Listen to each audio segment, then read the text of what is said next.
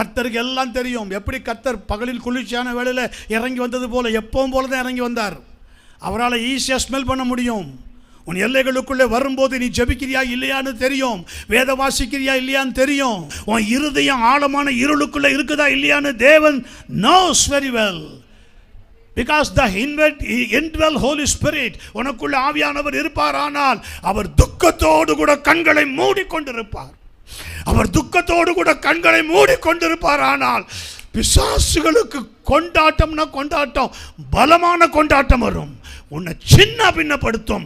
எப்படி சிம்சோனை சின்ன பின்னப்படுத்தினதோ, சிம்சோனை கண்களை பிடுங்கினதோ, அவனுடைய தலைமயிரை சிரைத்ததோ, அவருடைய பிரதிஷ்டையை சிரைத்ததோ, சேர்த்து வைத்திருந்த பரிசுத்த ஜீவியத்தை குலைத்து போட்டதோ, எல்லாருக்கும் வேடிக்கை பொருளாய் அவனை மாற்றினதோ, உன்னையும் மாற்றும். கேர்ஃபுல்.